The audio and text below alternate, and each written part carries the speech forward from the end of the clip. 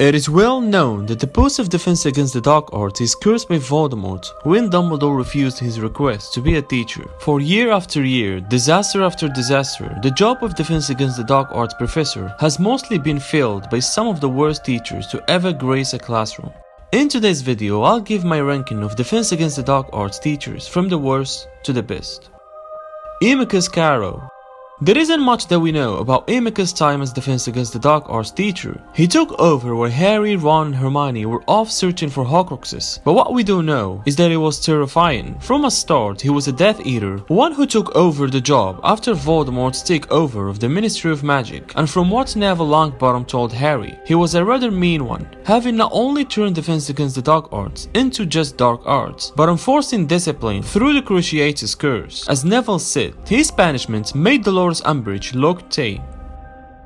Dolores Umbridge. As defense against the dark arts teacher, Professor Umbridge managed to wipe up all the useful parts of Harry's lessons by pushing the students' noses in textbooks instead of action, denying the return of Lord Voldemort, and perhaps worst of all, starting every sentence with a giggle. Has asked me to remind you.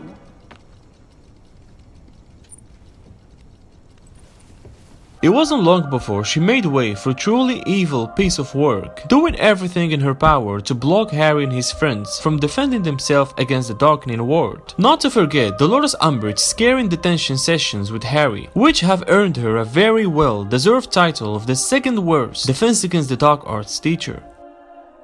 Professor Quirrell.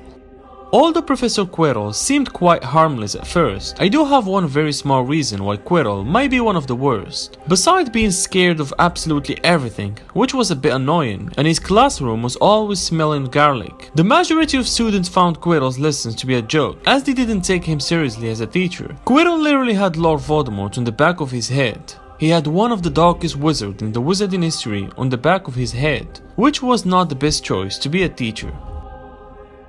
Gilderoy Lockhart.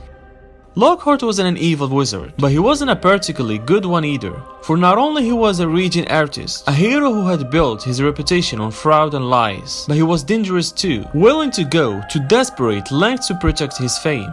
Lockhart's time as defense against the dark arts teacher was an unfit mess, one in which the class learned more about him than the dark arts. Take his first class, for example, which he let loose a cage of Cornish pixies on innocent children. In fact, by the end of the year, the class had hardly learned anything about actual defense, which kind of raises questions about Dumbledore's decision to hire him. Maybe one of the reasons is to expose his fraudulence. Mad-Eye Moody, or rather Barty Crouch Jr. The strange thing about Barty Crouch Jr. pretending to be Alastor Moody is that he was actually a rather informative defense against the dark arts professor. He did, after all, demonstrate the unforgivable curses in his first lesson, but he was also an engrossing speaker and certainly taught Harry and his classmates a thing or two.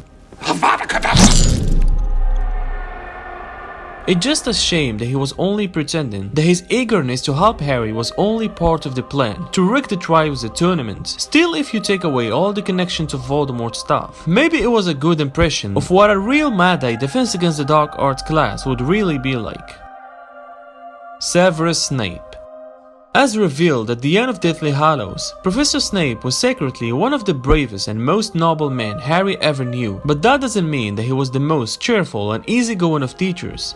Turn to page 394. In fact, Dumbledore held off giving him the job for so many years, thinking he would bring out the worst in him, considering all the company he kept with the Dark Wizards. But in comparison to some of Harry's other teachers, Snape was delicate, solid, and very qualified. He took the job very seriously, and excelled in this position as well.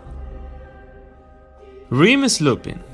Remus is a wizard whose bravery, kindness, and patience made him one of the finest professors at Hogwarts, and as far as we saw, the only decent one to teach defense against the dark arts. Lupin's classes were a fun. He taught the third year how to fight dark creatures, such as Hink-Punks and Boggarts. Then there was his dedication to Harry, who he taught in private to cast the Patronus charm. He made classes fun for the young wizard and keeps them safe. But of course, there was no escaping the job's curse. Lupin was revealed as a werewolf, and resigned the position before the arrival of hours from outraged parents flooded in. It was ridiculous, given some of their children's other defense against the dark arts professors.